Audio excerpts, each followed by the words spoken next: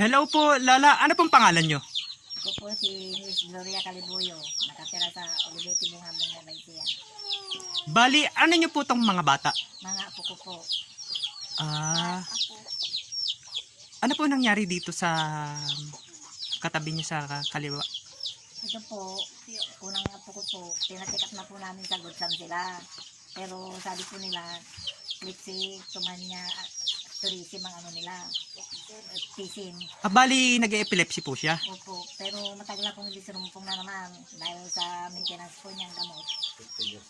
15 years old na po siya ngayon, nung December to. Bali, para pong late development Opo. ang nangyari. Dito po kay ate sa katabi niya po. Ito po si Cassandra naman, nung grade 1 po siya, hindi po siya nakakalakad. Pag sinumpong po yung mga kamay niya, naninigas din. Kaya nung kwan po, pinadoktor na rin po namin siya. Kaya ngayon po, mayroon din po siyang iniinom na gamot na pang-maintenance niya, umaga tanghali. Bali, isang ospital nyo po pina-check up. Sa Godsam din po, Doktora Combe po.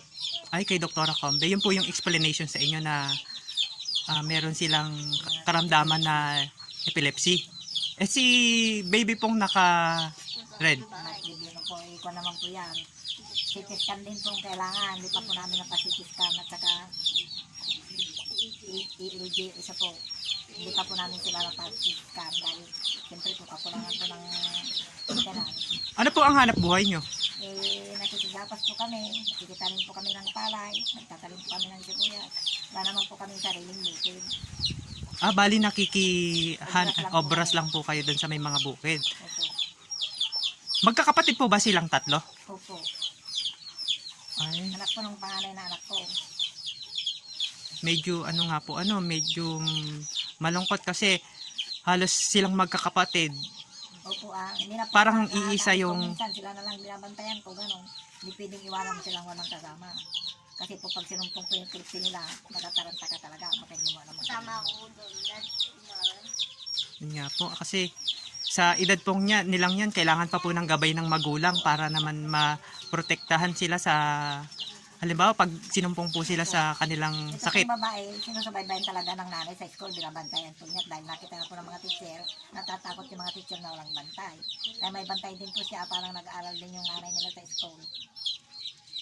Ano po yung pwede nyo sabihin para naman sa makakapanood po ng video nyo, makatulong po sila para sa mga bata?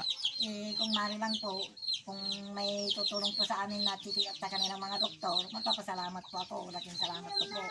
Yan lang po ang pinapanawagan ko po na sana yung mga apo ko tulungan din po naman na matikap yung mga sakit nila para nung gagaling po sila.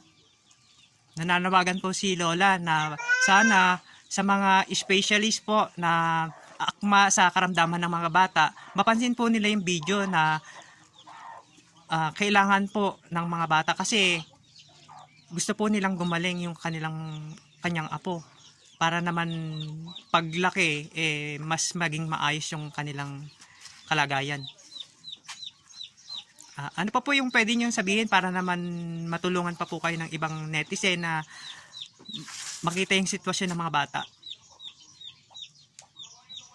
Sana po, kung maaari lang po, tulungan po naman sana yung mga apo ko na bigyan po sila ng maintenance nila, sa pambili po ng mga gamot nila. Saka kung minsan po naman, maghanap din po naman sila ng mga ano nila sa katawan nila, mga panggatas nila, lalo na yung panganay po, pang Milo niya. Hindi pwedeng walang Milo po itong panganay. Hindi naman kakain yan kung yung gusto lang niyang ulam, papaulam mo po sa kanya.